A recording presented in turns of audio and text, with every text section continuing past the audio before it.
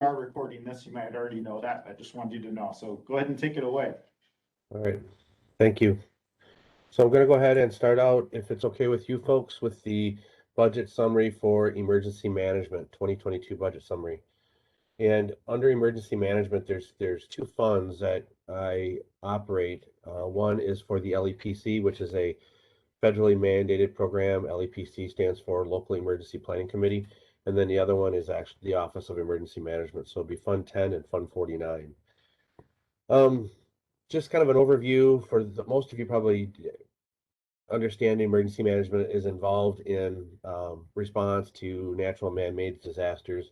But I did, for your pleasure, spell out in the summary sheet that we've got emergency management operates under the statute 323, so it is a mandated service. And we also operate under federal code Title 40, sections 35 through 355 through 372, and SARA Title 3, sections 304 through 312. So emergency management in LEPC is considered a mandated function. In doing emergency management, we consider our work basically in four phases. And the first phase is mitigation. And what that is basically looking for opportunities to reduce impacts to communities or county infrastructure, and seek out funding when available to help offset the cost of those mitigation projects. Some mitigation projects that we've done in the past, going all the way back to 2007, were some acquisition and demolitions of structures in Viola, assisting the city of Richland Center with some mitigation projects, relocation of WRCO. We assisted with the relocation of the community center. We assisted Township of Henrietta in securing funds for culvert replacements and road improvements on Engine Creek Road. We've worked with the town of Yuba on doing some riprap projects and securing funding where the Pine River was washing out and threatening to take out Yuba Drive. So mitigation is one of the facets that emergency management does. The next piece is preparedness. And preparedness includes keeping up-to-date emergency response plans, working with our county partners. We work very close with Highway, HHS, and the Sheriff's Department, just to name a couple, when it comes to developing plans, coordinating response, developing incident action plans during the response. Preparedness also includes providing exercises and training opportunities for emergency services and public safety agencies. Um, we've had fairly good luck in past years, going back to 2010, in securing grant funding to bring these training to different communities. We've held trainings in Cazenovia, in Yuba, in Viola, in Lone Rock, and then, of course, here in Richland Center. Development and exercise of emergency population warning methods combined with emergency shelters and evacuation plans. Um, Stockpiling, inventory, and maintain disaster supplies and equipment, which is becoming harder and harder every year to be able to do that, just because budget continues to get tighter and tighter. And then build relationships with a lot of our NGOs in the community, such as Aries Races, Salvation Army, and Red Cross. Response is another piece to emergency management, and it's really just kind of orchestrating or coordinating the mobilization and coordination of county assets when a municipality is impacted and they require extra support, or if there's a situation where law enforcement or fire are dealing with a situation and they need somebody to come in and handle resource management and logistics. So I interface with those, is that piece. Recovery is probably the piece of my job that takes the most and the longest. For instance, after the 2008 flood, we didn't completely close or wrap up recovery operations until 2012. It was a four-year adventure with nearly $3.3 million secured in recovery funding, not including what was given by FEMA for public assistance. And that was divvied out to businesses, to homes, municipalities and such. And it was a four year operation, but it was a successful one, because we helped a lot of people and got a lot of things put back together from the 2008 flood. The EPCR section, which you might hear me refer to as LEPC. So LEPC is the Local Emergency Planning Committee, and by federal law, it is required that every county have an LEPC. And it falls under the Emergency Planning and Community Right to Know Act that was published and signed into law in 1986. And it really is designed to help communities understand and plan for chemical emergencies within their neighborhoods. And so currently we have right now 14 industries, 14 businesses throughout the county that either manufacture and or have on site to do their manufacturing processes different extremely hazardous substances, and that's categorized by the EPA. So we have the local emergency plan committee is made up of government representatives, local officials, nonprofit organizations, business and industry, fire, EMS, media, and we meet annually. And my office updates 10 plans every year. We review 10 plans, always looking at the ones that are most significant risk to the county. I went through and listed the mandated functions and services. I'm not going to go through all of that just for the sake of time, and I know you have that in front of you. But there is a lot of work that goes into handling the emergency management office, performing the functions that are required in both state statute 323 and SARA Title 3. Section number 4, the list of non-mandated services and functions. There, I do not have any unmandated services or functions that I provide. I would not have the time to do that. I know that there's some county emergency managers throughout the state that they write grants for their fire departments.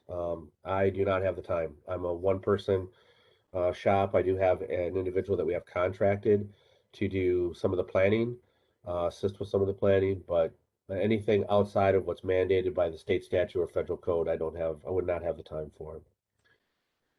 The major goals for this budget is to complete the updates to the county's emergency response plan. We're migrating from the older emergency operations plan and revising it so that it's more of a framework that we can utilize at the county when we're responding to situations. It could be the pandemic, it could be a flood, it could be something that's more man-made. Um, we'll update the number of required offsite facility plans. Again, that is required. We are working through updating the county's required hazard mitigation plan, which is set to run out in March. And so we did receive some grant funding for that, and we'll be doing that. And then in 2022, we'll be hopefully the pandemic will allow, and staffing will improve, and we can conduct one full scale exercise, which takes a few months to plan. Mr. Gudgeon, sorry to interrupt you, but we've just got 5 minutes left. Sorry. And, we might just want to see if there's any questions from the committee, and if there aren't, you could carry on, but let's see if anyone's got questions. Okay, then you can keep going. You can use up the rest of your time talking unless someone interrupts us here. Okay, so I will quickly just summarize 1 point for emergency management and then move to ambulance. With emergency management, I did all that I could to meet the goals that were required, and fortunately, I was able to meet those goals with zero increase to the levy based on a one-time payment from Wisconsin Emergency Management of ARPA funds going to each county. So, in doing the budget, I was $4,976 over. I worked with Josh and Derek on this, trying to come up with different strategies and different ways. And when we got the funding announcement for the emergency management program, that we were going to see an increase of nearly $8,500 in a one-time payment, I was able to meet those challenges. So there is no increase to the levy. However, in talking to my committee, I did express to them that 2023 will be very difficult if there is a similar scenario when it comes to budgeting. If there's no questions, I'll move right to ambulance so that I can be respectful of everybody's time. That sounds good. So for the ambulance service, the ambulance service does not receive county tax levy dollars. We still are mindful that we have to operate within our means. We do receive levy dollars from the 10 municipalities, the city and the 2 villages that we serve. So we are always mindful of our budget and making sure that we're not laying an extra burden on them, that we're being fiscally responsible and always seeking ways to reduce cost and improve revenues. So we were actually able to reduce our 2022 budget by $10,374.43 from the 2021 budget. Part of that was in 2021, we had budgeted for high ticket items such as 2 cardiac monitors, which was 70,000. And the next year, 2022, we are budgeting for a new cot, and that's significantly less. So we were able to reduce the ambulance budget. And again, there's no tax levy dollars associated with that.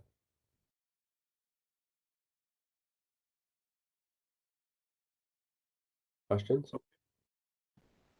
Are you finished? Would you like?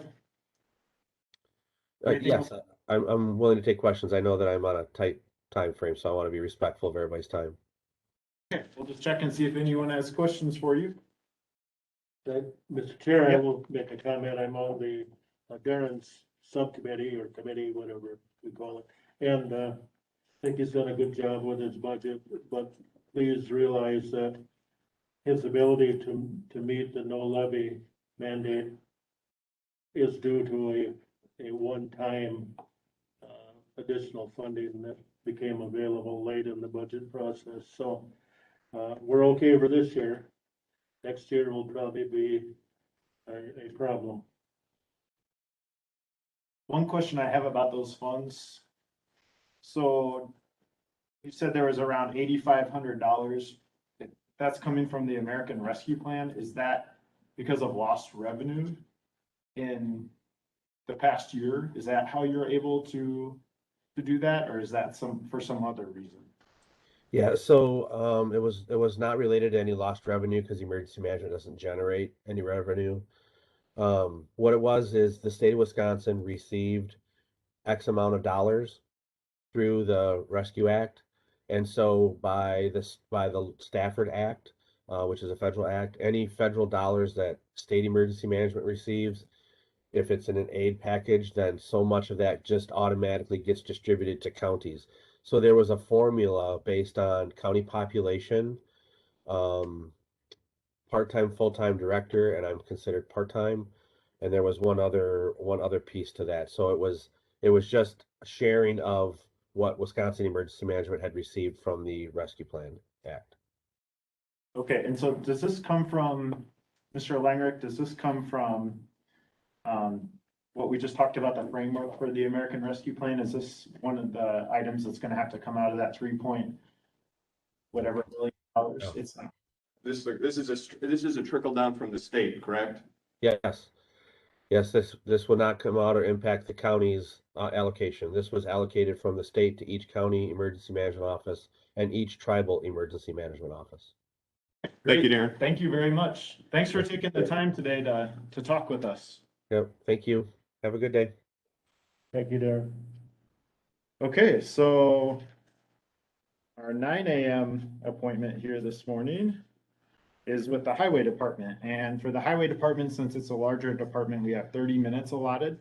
So we've got Highway Commissioner Josh Elder here today. So just so you know, Mr. Elder, we are video recording this, and then we're eager to learn. So thank you for coming. And roughly what we've been doing is, if department heads want the first half of their time for presenting, we're just going to let you talk. And then the last half we generally reserve for questions. If you don't use all the time, we'll ask questions throughout. So Sounds good. take it away. And then we've got Mr. Seep and then several other people online, so that's why the speaker's a little closer, so they can hear. Not a problem. All right, so I guess I'll get started with the 2022 budget summary while sticking under the guidelines of the 2022 budget. Brief description of what we do. Our purpose of the Highway Department is to maintain and keep the county and state roads, all water-related structures open and structurally sufficient to maintain safe traffic flow across the roadways that lay within Richland County jurisdiction.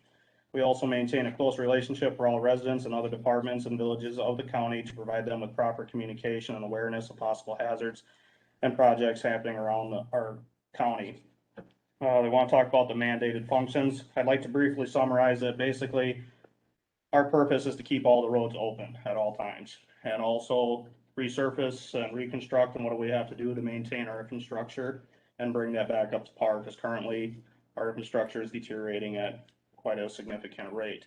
So a couple things we do that are kind of not mandated is obviously we have a lot of PR relations with, the public and, other villages. We help them through DOT process. So I mean, that we eat up, you know, quite a bit of our time maintaining those functions.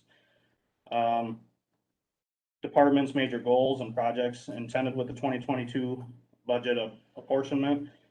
Our department, while maintaining all mandated functions, would like to maintain a fully staffed and functioning department while increasing wage to compensate for the ever increasing cost of living. This is to help to execute the following projects and goals. Purchase of 2 new plow trucks because our plow trucks are deteriorating pretty fast. They spend a lot of time in the shop where they should be spending out on the road. So we'd like to keep that stuff up to par. Purchase of a brush mulching attachment for the excavator because a lot of the brush that we have, we need to clear back. A lot of them is on unsafe situations. We are currently talking about the 2-way radios, whether we need to upgrade some of those or not, but that currently in the works with the, tower plan. And then possibly a state superintendent pickup truck. Next year, we'd like to really, at least seal coat 15 miles worth of road. And possible pending approval, pulverize and repaving up to 3 miles of road in either southeast or southwest ends of the county, and that really depends on where the blacktop plant is, because that's gonna control a lot of how much we're spending in overhead costs and trucking and everything. And then various asphalt wedging and capping of structurally deficient portions of road. That's just, a lot of that's gonna come down from the states and what they want us to do. So a lot of that can't be accounted for until the state determines it, because generally we're the last ones to know. The state figures it all out and then they just hand it to us at the last minute. While sticking under the 2022 budget guidelines, the impact of the budget guidance showed a major decrease in our general maintenance fund, which is a sense of life force that funds all of our projects, our equipment purchases. With sticking with the budget guidance, we had a decrease of $116,201.50 from last year's general maintenance budget. The impact shows that the volume of work and possible applications for grants and other existing funding will be cut down dramatically to maintain enough funds to keep us in the black until next year's budget cycle.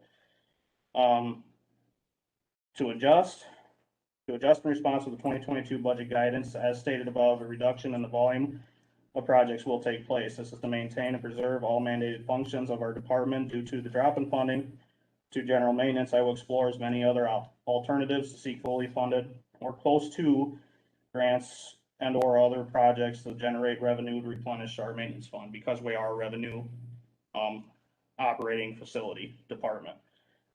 There is a lot of new grants that are coming out. I will be exploring them as much as possible. It's kind of changing with the times. Simplest thing I'd like to do is obviously work with the local townships and try to work with them to do work for them, so that produces revenue for us. So sticking with the 2022 budget guidelines, with the tax levy, matching the tax levy from last year, which is around 1.6 million, we put about 220,000 into administration. We put 170,000 into the bridge construction because we have one bridge coming up next year, and that'd be on County Road H. And then $18,201 for the 50/50 cost share. That's culverts. That's when the township does a culvert, we match them 50% when they do that work. A culvert that's over, I think, 6 foot in diameter and above. And then we took the remaining amount and put that into our county trunk highway system. If you're looking on the Excel spreadsheet, I don't know if everybody has this or not, but basically using the tax levy of 1.6 million and subtracting the administration and the 2 bridge accounts, that gives you your county trunk highway system, which is our operating budget. And then obviously you'll see on the total expenditures, we're forecasting total expenditures to go from 3.8 million in 2021 to 3.9 million in 2022. The reason why the jump is obviously you have the 6.88% wage increase, the 7% increase in health insurance, and also with the increase in material cost. Asphalt alone is going up over $2 a ton, probably. And seal coat and oil prices are projected to increase. So again, you're looking at jumping expenditures. But no matter what, we're still sticking with, we still fall in with the 1.6 million from last year with we're not asking for an increase. So this spreadsheet that you're looking at right here, where can we find that? It's on your budget, the overall budget summary for the county, it's a tab on there. So it's linked into that. So I think the budget was called County Budget Summary. That's Okay. what it's called. It's a tab. 20, back to the August 20th folder. Okay, preliminary budgets. Sorry. Yes, it's underneath. Budget summary at the top. okay, so for folks who are online, in case you can't hear, so we're under the August 20th folder. This is for county board members under preliminary budgets. Yeah, county budget summary. So if you click on that one, county budget summary, and then go to the tab. Oh, it's all scroll. There you go. One more. Okay, it's on page 12 of the county budget summary.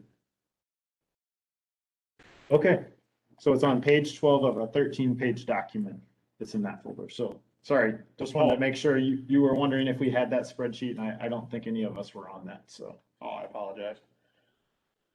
Also, you'll see on here our GTA, which is the money we receive from the state government that goes towards our roads. And you'll also see that I'm projecting an increase in revenues, going from 1.6 million to 1.7 million in 2022, because again, I plan on trying to rekindle a relationship with possible Richland Township, per job status and other departments, basically wherever I can find to make money for the highway department. So I do plan on making a little bit more. Obviously, using our administration as well, our administration staff, that will help increase. So that's what that sheet basically sums up. So again, I'm not asking for anything extra. We are currently meeting the 2022 budget guidelines of sticking with the 1.6 million from last year. The one thing that we did remove per resolution number 21-04, it states, whereas the Finance and Personnel Committee recommending that position of the highway clerk is reduced to 20 hours per week, taking effect January 1st to offset the cost of adding a administrative assistant at the courthouse at 40 hours per week. We are asking that she is reinstated back to the full 35 hours per week. The highway committee did vote on that as of August 11th to put her back to the full 35 hours per week. Original projected cost savings were just over 18. After actually running numbers on it, the actual cost savings would only be around $15,787.20. To put that into retro aspect, that amount wouldn't even get us 1 mile of road seal coated at all. We currently do have that in our administration budget to cover putting her back to the full 35 hours. One of the biggest reasons why we wanted to is because if we reduce her to 20 hours, we're putting an extra workload and overtime onto our bookkeeper, and that's gonna basically totally take out your overall savings. We're gonna be increasing cost too and stress onto our bookkeeper.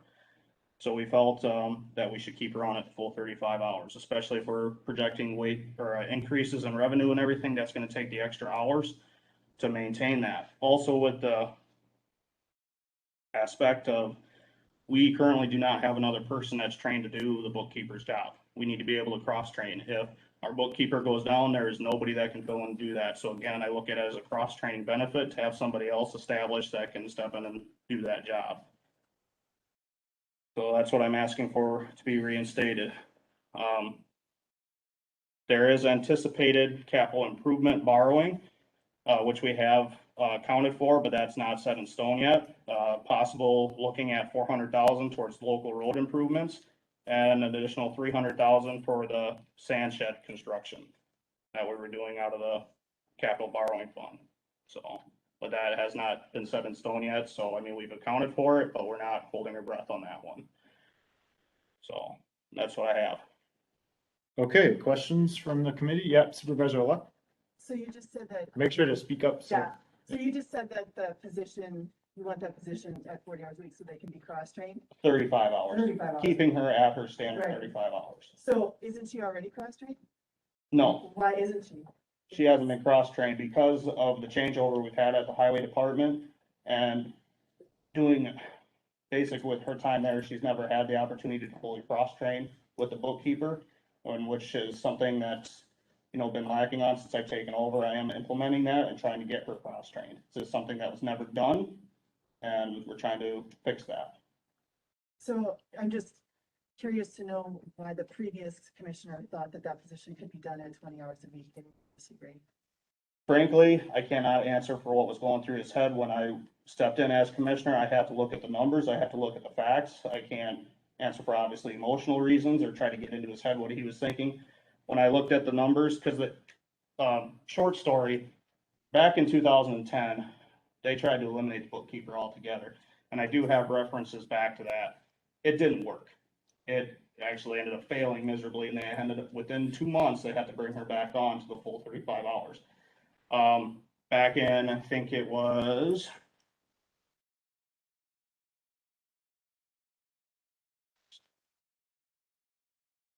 I think it was 2015, they tried to get her to increase to 40 hours, and that failed, so they wanted to keep her right at 35. So why he thought he could cut her down to 20, I do not know. The bookkeeper or the other? Clerk. The Clerk. position? You said bookkeeper, so it's a little, sorry. yeah, that's why we're. I apologize. Yep. But, yeah, so he So felt, they had previously tried to eliminate that position completely, And and then it- they brought it back. and then they brought it back, Okay. correct? Mr. Chairman, We'll go to Supervisor Gentis first and then you, Mr. C. Supervisor Gentis, yep. So I'm confused. Make sure to speak up too for, I'm confused. You're saying zero levy, but what you're taking, you said you have the money. So in other words, you're taking money away from what might be seal coated to add that back in. No, seal coating is the general maintenance fund. This is the administration fund, which we're. Yeah, so how can you be at zero and then add this back in? Because our administration is a revenue producing account. From the townships and from other places. Correct. So you're just assuming you're gonna cover it. We know we're gonna cover it because we actually carry over balance from last year that sticks in the administration budget, which will projected to increase in revenues for this year. We have enough. okay, Supervisor C. yes, Mr. Chairman, this is sort of deja vu all over again. I recall the 2010 problem when they attempted to reduce that position. Mr. Elder is absolutely right. It did not work. It caused a lot of chaos. I'm in favor of retaining that position at its previous status. Okay, I think Administrator Langreck wanted to say something. Just to clarify, Josh, with so the increase to your administrative expenses, you're calculating $15,780 roughly. Correct. And then though that's 0% additional levy impact. Is that Correct. Thank you. Okay, so I've got a few questions here, so. I'm looking at the spreadsheet here under bridge construction local. It'd be going from $69,000 in the current budget to $18,000 for next year. And I think you said this, but I may have missed it. Is that also for culverts, not just for bridges? And this is for townships, that cost share, that 50-50 cost share? Correct. Okay, so I take it that townships are not utilizing that fund. I see no expenses on that through June 30th. The townships are not utilizing that fund. That is correct. Okay. And then under revenues where you want to increase that from 1.6 million to 1.74 million, could you just get into a little more specificity on like, how are you going to raise an additional 140 grand, like through townships? What does that look like? Well, currently, the biggest thing that we can really see some revenue gain off that is, obviously, I think you guys might be aware, we currently retained a chipper. It's a machine that basically lays a seal coat down on the road. You spray the oil down, it puts the little rock chips on top of it. We now have one. It'll be our first year using it. If we can become sufficient with that machine, we can actually start doing work for the townships instead of having for them to hire gassers or Matthews or somebody else to come in. So that's what we're projecting on being able to do. I have already been approached by Richland Township asking us to seal coat a few of their roads. They were a little bit sketchy roads. I told them, let's hold off a little bit, maybe till next year, until we have time to get comfortable with our machine and learn it so we become more efficient. That's one of the things. Obviously, they have some gravel roads and everything. We have graders. They don't. They would like us to come in. It utilizes us as a training opportunity for employees to learn how to grade, and it also puts money back into our budget. So those are kind of the two big ones right now. Plus, we do currently have a paver. We could look at paving some of the roads for them too, bidding against them, bidding more aggressively to get the jobs and establish. Okay. And then capital projects that are in the short-term borrowing, Mhm. the 700 grand, those aren't included in this spreadsheet, No, correct? we do not Okay. include those because those have not taken place yet. Okay, and then there was one other point where you were talking about a decrease in the maintenance budget. And that, I think that's back in your summary, and I thought you said 100 grand and change, or whatever the number was, $116,201.50. but I'm seeing 800 grand. There was a mistake made between the administration at the court, bookkeepers at the courthouse and us, and we actually sat down with Derek and adjusted that. I did send a revised copy to Clint. I think I CC'd Derek in it. So that one you guys are currently looking at is not correct. The actual number is $116,201. And so how does that decrease affect your operation if you're gonna decrease by 100 grand in something? What will the change be that we'll notice when we're using the roads, or what? The volume that we can do per year. Basically, if you, something here, let's get a good reference point. In our budget packets, do you guys have a copy of our budget packet? Probably not. Okay, so in our budget packet, you'll notice that we put down anticipated road projects. Currently, to do these road projects, we apply for grants as a LRIP funding. It's a 50-50 split generally. So we have to have the matching funds to do that. So maybe instead of us doing 4 miles of road, it limits us back to 3, or maybe if we can't afford to do 3 miles of road, it limits us back to 2. You know, that's how it all basically comes down to it, because of how much money we have to put forward to match the grants, which is gonna limit us to how much we can actually do on the roads. My goal is to always do enough out there so you always see us pushing forward. It may not be at the exponential rate with more funding, but you're always gonna see us pushing forward, especially with the general maintenance, stitching and patching, whatever it may be, wedging, seal coating, so. Okay, so it will be reduced paving, and so it's, like you were saying, instead of 4 miles, it'd be 3 miles, not Correct. field coating, but you're talking about new asphalt. Correct. Okay, so that's how you would, Yeah. it wouldn't be less plowing or, Right. okay. And then on the spreadsheet also, administration goes from 231 grand to 220 grand. Is that correct, or where's that decrease coming from if you're keeping the clerk position at 35 hours? Actually, on that Excel spreadsheet, the 231,000 from the previous years, that was not accurately depicted. We actually always put 220,000 into that. So it was not accurately depicted back in 2020 and 2021. Those were not accurate numbers. So how would you give wage and health insurance increases if that number stays the same? Because it's, again, it's a revenue producing. So we put enough money to cover our overhead costs for the year. Okay, But then as we produce revenue, that offsets that. okay. Can I say something too?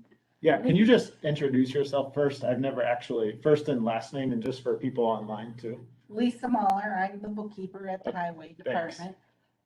Sorry. One thing about that too is we have a lot of new employees coming in and a lot of retirees. So they're leaving at a higher rate that the new employees are coming in at. So that kind of offsets And quite a our bit. employees are starting at a lower wage. And that's under administration you're talking about? Yes. Okay. Okay, I asked a lot of questions. Mr. Brewer. I have 2 questions. One, you're talking about doing work for Richland Township. Are you looking to renew or reestablish the contract we have? I am currently in starting of negotiations, with the approval of my highway committee chair, to start looking at doing a relationship with them per contract basis, not plowing snow because that turned out to be more of a money loss for us in the long run, but per job, basically road grading, paving, seal coating, brushing, mowing, things of that nature, stuff that we can actually do. The roads are really in need of. Right. And then have you heard I know you get a lot of literature each day, Josh, but what are your county counterparts? What's everyone saying about the federal infrastructure bill that's out there? I actually had a meeting with a couple of the other highway commissioners, that are in our district, Southwest District, and nobody can track that bill yet. Nobody knows how much that we're gonna end up seeing out of that, because last time I saw, they threw a number out there about 35 million. That was put into like the LRIP kind of funding. Nobody knows how much we're actually gonna see that into the rural areas. So basically, our idea on it is don't hold your breath. Right. So it gets wrapped up in politics really fast. So we are expecting some kind of increase, but we can't even broadcast a projected number at this point. I really fought to try to find out, but I can't find anything. Thank you. For your information, when that kind of money comes along, most of it goes to the eastern part of the state or Madison. So, I like to see it fight to come into the rural areas Right. myself. Okay, anyone else? Mr. Chairman, I do have two questions when others are done. Yeah, you can go ahead. One is, I heard you mention health insurance budget item of 7%. I think Mr. Langberg indicated the other day that that's expected to be higher. So you're not accounting for that yet in this budget proposal? Sticking off the 2022 budget guidelines, we were supposed to stick with the 7%. Is that in line with your latest information, Mr. Langberg? Yes, we've got an additional roughly 9% to try to figure out at this point. Part of that is to understand though too, where some of that can be absorbed through some of the departments that gain revenue and understand how it's going to impact the levy. Plus, that's the initial offer. We'll be asking Wallace, Cooper, and Elliott, of course, to probably go back to courts for a lower number, but outlook not so good right now on trying to incorporate additional health insurance increases. So at present, you are not accounting for absorbing more than 7% in your budget, right, Josh? All in the 2022 budget guidelines, I'm sticking with the 7%. All right, and it could be 9% more, as Mr. Langwick indicates. So that's a question that's in the air, right? For all departments, Supervisor Steve. Yes, all right. Second question has to do with just a perhaps not germane question, but sales tax revenue projections for 2022. Mr. Steve, I don't think that's within, All right, of the- I'll withdraw my question, Mr. Chairman. You're in charge. well, I just want to make sure that we're talking about the highway department. Did he mean the bill tax? Well, sales tax revenue on tires is the highway department. Okay, so you were talking wheel Wheel tax. Okay, go ahead with your wheel tax question. Well, that was it. Are you projecting, do you see growth in that in 2022, or are the low vehicle sales going to impact you? That might impact us, to be honest with you, but right now we function off the amount of 350,000 we see from the wheel tax per year. We use 50,000 of that to cover our painting costs, painting center line on the highway, and then the rest of it goes right for seal coating. So, and again, we won't know those numbers of a forecast for the future because that is a per month basis. We do not see that in a big lump sum at the end of every year, beginning of each year. We get that on monthly installments. It's good that the taxpayers know that they're paying an additional $350,000 into your budget. Right. What row on the spreadsheet does that wheel tax come under? Do we know that? It's 71,4,200. I don't know what the last four are on my chart of accounts with me. The spreadsheet I'm looking at is that one with 20 rows on it, the one that is it under revenues? It's under state aid revenues. It's under state aid county trunk highway system, that row 15? No, that's just the GTA that we get from the state. It would probably be underneath the revenues, which is line below that in the 117. And now that I'm looking at that row, I see it's going from 2.8 million in 2020 down to 1.7 million in 2022. So I guess I'm curious too, why we're losing $1 million in revenues. We're Row 16.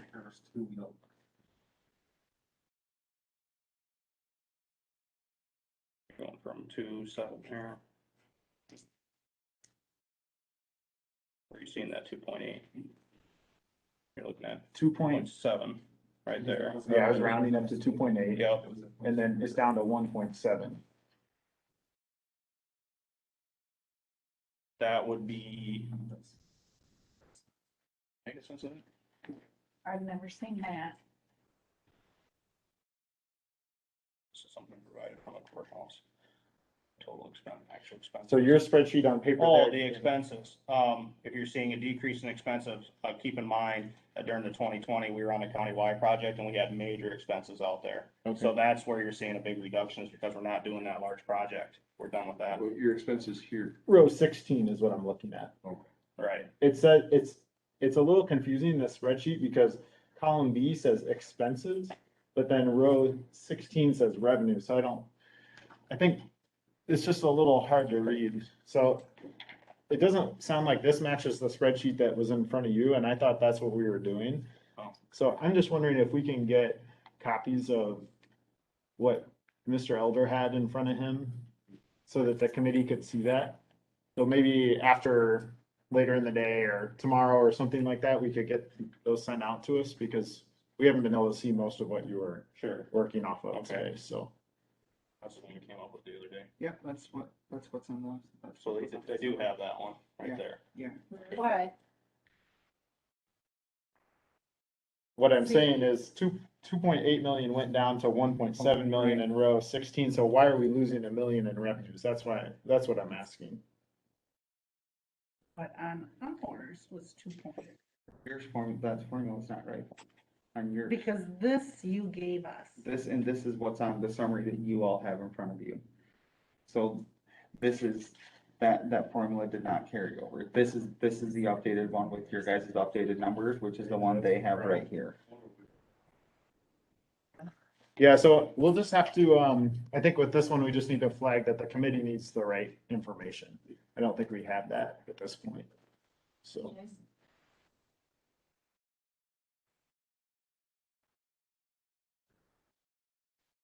Okay, all right, well, so that takes us up to 9:30, so thanks for sitting in the hot seat for 30 minutes. That was a long time, but we appreciate that. We'll look forward to getting more information. So, thanks to both of you for coming today. Thank you.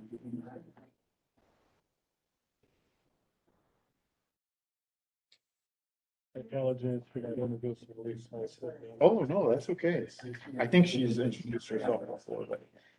Okay, so that, oh, go ahead. Yeah, Before we start, can we find where those documents are before the next person has? Please? yeah, I'd say overall, I just want to back up a little bit and say, I understand where things are at in our folders, but there's a lot of jumping around that we have to do Right. between. I think what's challenging about this is we see the narrative, which is great. We've never had that before, but then the numbers aren't tied to the narrative. Right. So then we're jumping around between different folders and it's hard to, it'd be nice if we had one document for each department, which was the summary and then the spreadsheets. Yes. You get that paper one. If you guys will sync your iPads, you're gonna find a lot easier documents we started.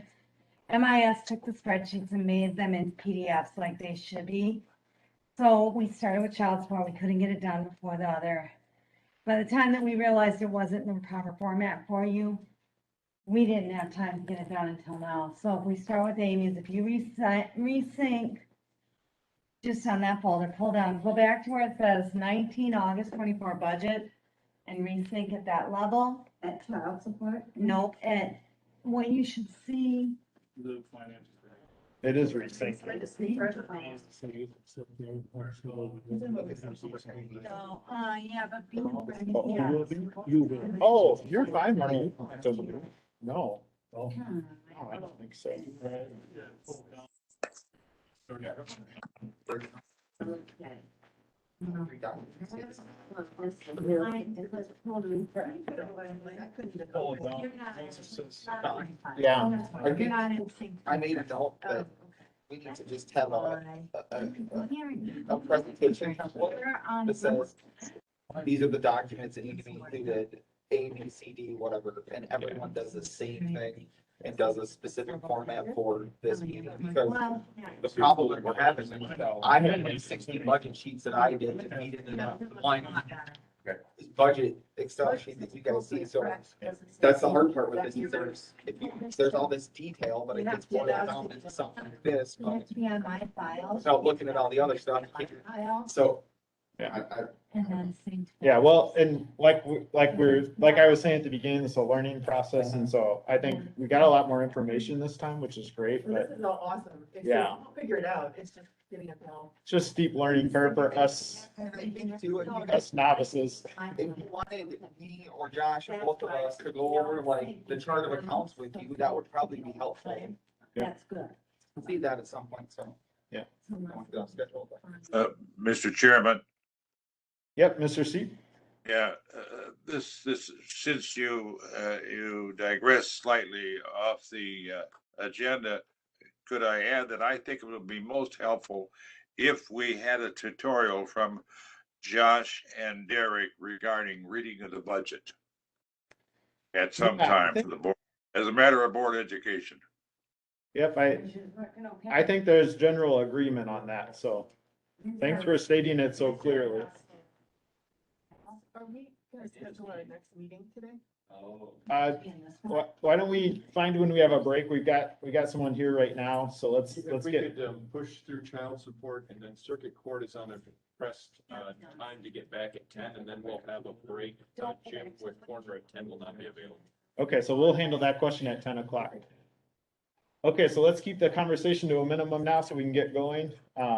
So child support, could you introduce yourself, please? And then, so Yep. what we've been doing is roughly half the time department heads are presenting and roughly half the time for a question and answer. If you don't use all the time for a presentation, then we'll just jump into questions. And then this is being video recorded too, so just want you to be aware of that. All right. My name is Amy Hoffman, and I am the director for the Richland County Child Support Agency. I took over, I think it was about February, March of this year for Amy Forehand. So I was kind of thrown into this budget process, not really knowing what I was doing and hoping I'm doing a good thing. I was given the numbers, and first off, I always have to format apparently what the state gives me. We receive reimbursements, and I'm not sure if everybody is aware that the Child Support Agency is reimbursed by the state of Wisconsin at a rate of 66% for every dollar that we budget out and spend. So the state gives me a worksheet to figure out the revenue that I will receive from them next year based on preliminary projections. So when you look at our revenue spreadsheet, it should state in there what the state has projected we will get back for the year 2022, which is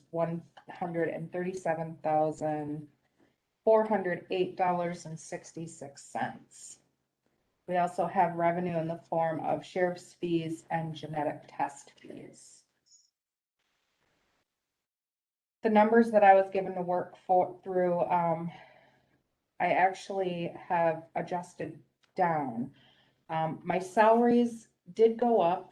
I am in the process of trying to get a wage increase for my one remaining position in the office, as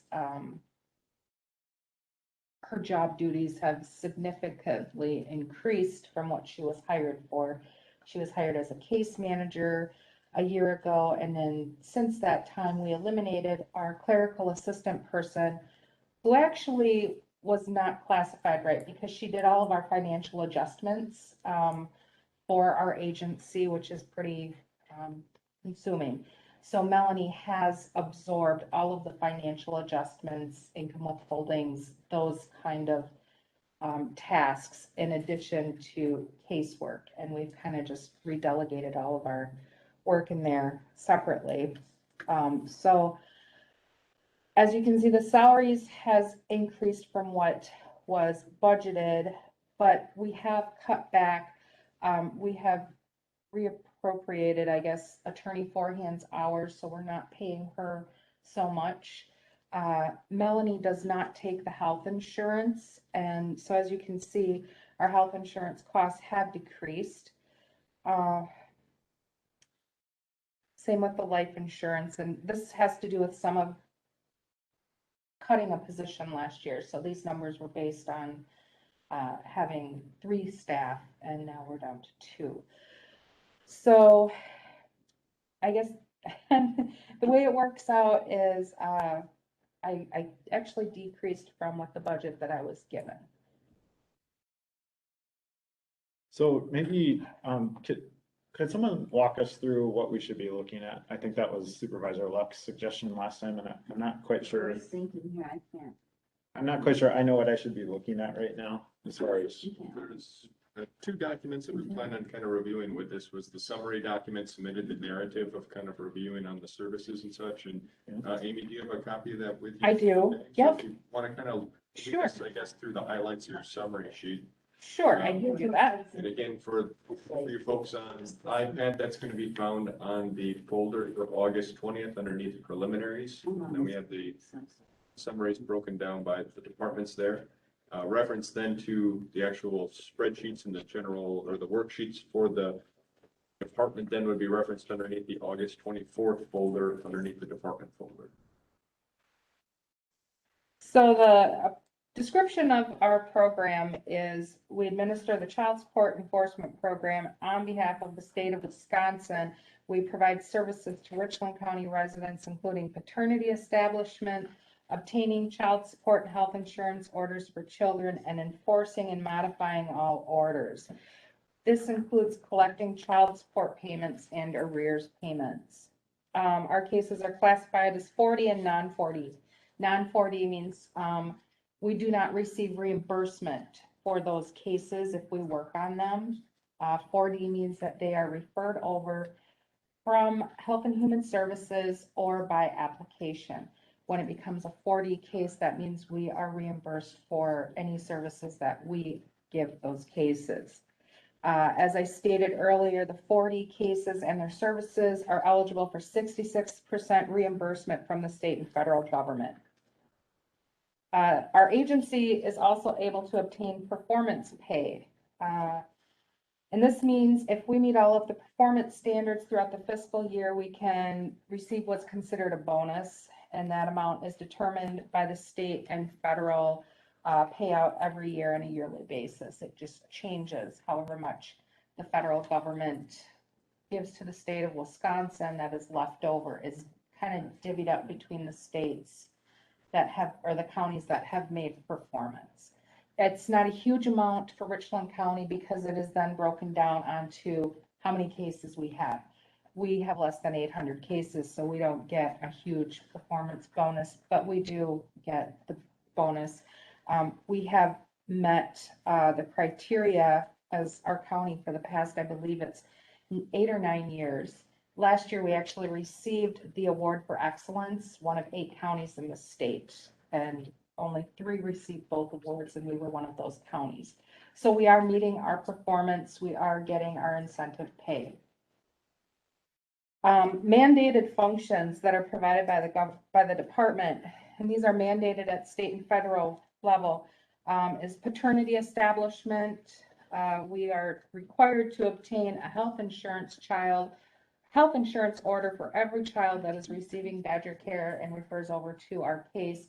This is so it potentially can relieve taxpayers of the Badger care costs. Sadly, we don't have a lot of, we do have quite a few health insurance orders in, but the health insurance has to be at reasonable cost, and there's not a lot of employers anymore that are offering reasonable cost health insurance. We are mandated to enforce and modify those orders, and then, as you can see, all of the tasks that come with it.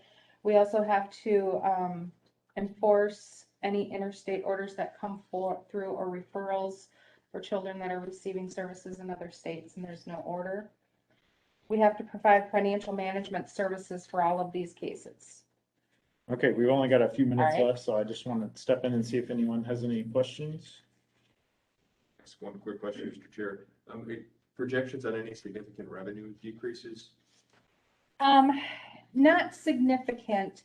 The state is no longer giving the medical, it was called medical support in the revenue, and it's listed under state aid, child support, medical support. We will no longer receive that, and it was budgeted, I believe, for $81 next year. So and we won't receive that anymore. It wasn't a huge amount for this county. Other counties, it was a very significant amount of money, but our county, no. So one question I have is, what is the, I'm not really seeing anywhere what the effect would be on the property tax levy. What's coming off the levy this year versus what was it last year? Currently have to sort out, we're showing an increase on our overall levy impact of 10,000. There looks like on our tracking sheets for roughly of a $19,000 impact to revenues that we have to sort out on why that's transposing over. So right now, overall a reduction in expenditures that Amy is forecasting, but what we're gathering with our revenue aspect of it is actually more of a reduction in revenue. So we're right now in our preliminary budget, we're actually showing a $10,720.05 impact of more levy that we'll have to sit down and boil out.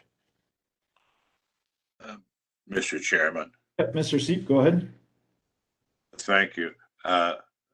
Langrick, I'm sorry, I didn't hear you very well, but I think I got the gist of it. I would just ask if folks could speak up a bit. Now, on the performance bonus, is it Amy? Yes. Tell us who benefits from that performance bonus. What was that? Who gets the performance bonus? The county does. It comes. That's right. That's right. It just to be clear, that performance bonus is not something that is reflected in the salary of the employee. You're exactly. Thank you. Okay, so Yeah, I show We it had as our county, I'm sorry. but can we you had- speak? Yeah, can you speak up so? Well, when we had our budget meeting At the committee level. at the committee level, we were at a 0 increase in levy, and I'm confused what the difference is here today. Okay. We well, are as well. And that's what we hope to sort out is, as we have our one tracker document is showing that we're on a balance on it, and it looks like it's kind of pointing towards our revenue. So it's something that we have to further tease out on why this isn't matching up. Okay, I just want to make sure I wasn't.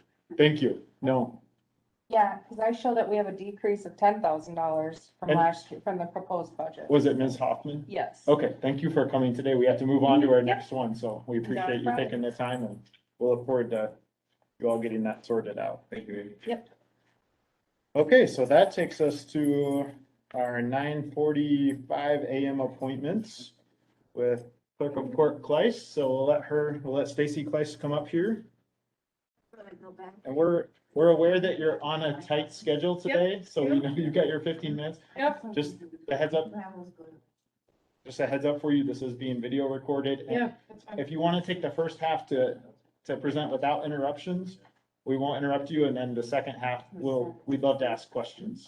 Well, I presume that you all have numbers that have been put together by the county clerk's office and given to you, and I would rather use my time to ask what questions you have about the circuit court's budget, because everything in the budget, it supports the statutory functions that we perform. We don't have any non-statutory functions, those would have been removed from that department years ago. And so I guess I will entertain questions that touch the needs of the department. So you guys go first. Mr. Chair, Yep, go ahead, Mr. Burr. you're down one employee from Yes. previous years. Yes, Why?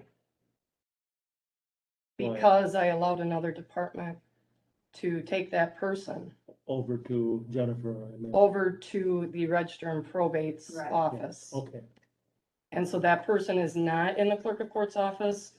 That person does register and probate work. Primarily, I would say the majority of their work is over there in that office. They maybe, it's, it's hard to split people. They may be, I don't want to say any department doesn't have as great of a need of a person, but the clerk of court's office as a 3-person office, we're buzzing. We are, I will say, the lightest staffed in the state, and you're getting the bang for your buck. And so anything that they will allow us to at the register and probate's office, we give them work to help us out. So we identify things that they are able to do for us, such as the quality check on every scan of every document that goes in the cases. That's a function that, since they have access to the system, they can do, but it removes that work so our people are able to use their time for the other functions. We operate extremely lean and extremely efficient. Mr. Chairman. Mr. Seep, go ahead.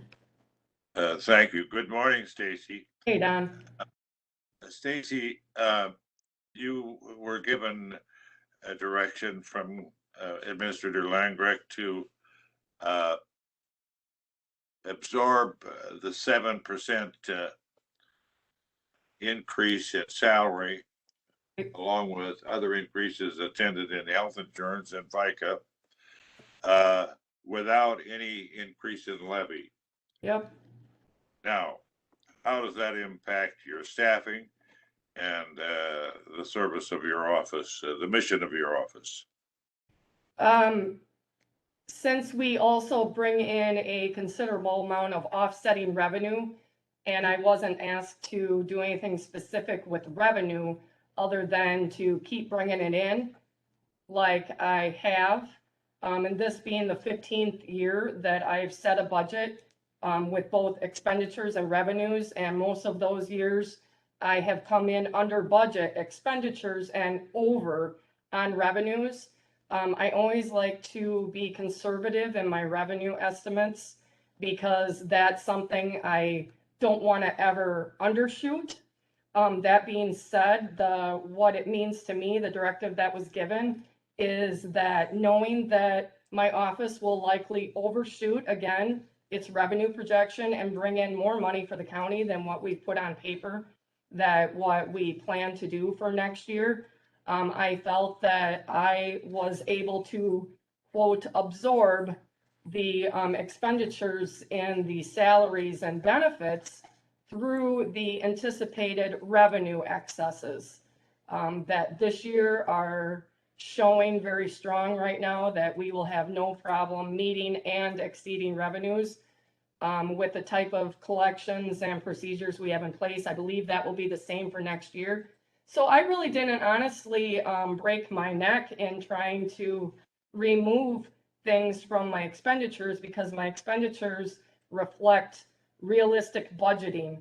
I could tell you that I'm gonna cut money from things like attorney fees, but the fact is, by the Supreme Court rate, attorneys who do work as appointed by the court earn $100 per hour, and they get paid by the county no matter what. I have already stated I'm the lightest staffed office in the state. I will not cut staff hours in order to make sure that other things in the budget, such as attorney fees, are able to be met. Attorney fees are going to happen. It's a cost of doing business. It is what we do. We run the court system. I need 3 full-time people to be able to do that. And additionally, to be able to keep up with the revenues and when called upon to assist the register and probate department. So I couldn't quite comply to the letter of detail on that. However, I think I did it through the work that I continue to do with revenues. Thank you, Stacy, for your professionalism. That was the same question I had. Okay. And I'm looking right now at the documents. What's it called?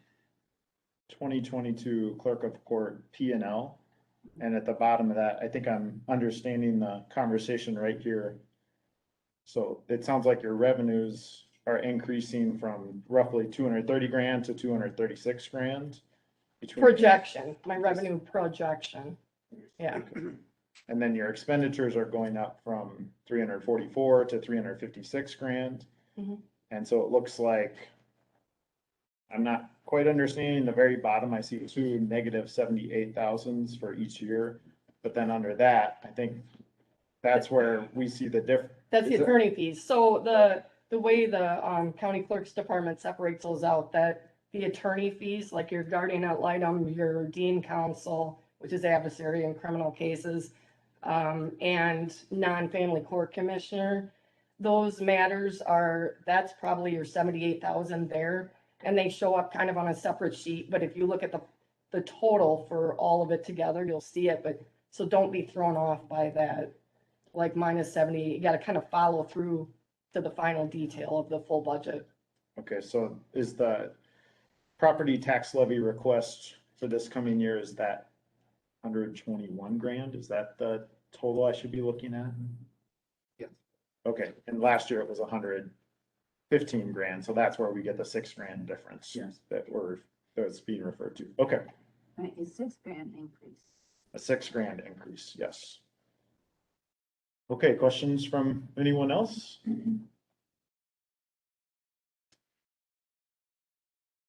Still have additional time. We do, yeah.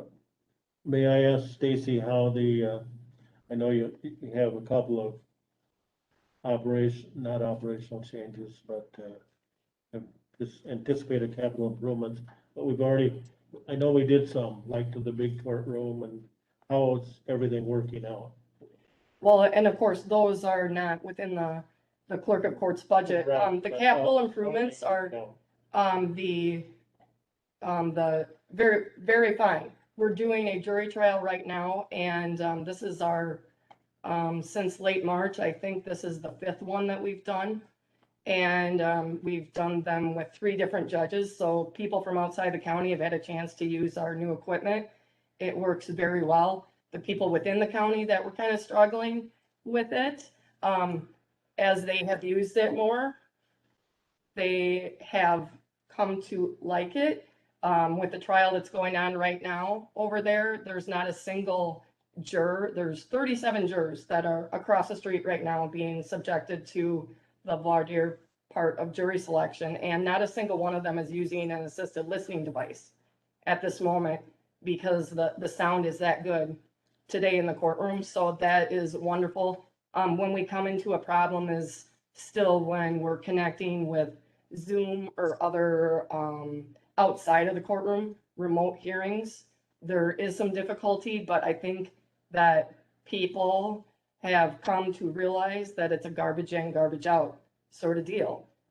When people are appearing remotely, they are appearing with a variety of devices, and they're also not sitting right in front of their mics. Their mics may not be sensitive. Problems are not with the system. Problems are with all of the different ways that people appear remotely. And so we have hearings going on constantly that are a combination of in-person and remote. And the judge is being more direct with people on their appearing remotely and telling them to position themselves better in front of their microphone, get closer, talk louder, stuff like that. So I think that as everybody learns how to use the system, it's good. We had the carpet installers come back and do a little bit more work. Some of the carpet was peeling up around the edges, and so we identified that, addressed it right away. We look forward to the roof being fixed because water problems and bats. We removed a bat this morning right before the jurors started coming in the courtroom. The judge had bat feces on his bench and I've had it on my bench this week. It was in the law library too. So I guess that is that's the capital improvement, Marty, that I'm hoping the county will. No, and not as a laughing thing, guys, as a serious deal. I know that you've taken steps to make sure that people don't have dogs in their offices. I will state to you that I believe having bats in the building, and I think maybe like 50 or more of them since December, is a serious health risk. Probably more so than people having a couple dogs in their offices. So I would ask that you continue to take that seriously and never joke about it because it's not funny. Okay, any more questions? All right, thanks for coming today. Thank you Ms. so West. much for your time and for accommodating me. Thank you. Okay, so I'm wondering if we can take a 5-minute recess and then come back and chat a little bit about reading the spreadsheets. We've got donuts back here. That sound okay with everybody? Okay, let's take a, There are donuts back here, guys. That I ordered. He's not coming. Make sure That's I right. had Yeah. donuts. Eat some of them. Otherwise, we should give it a stamp. Are we on break?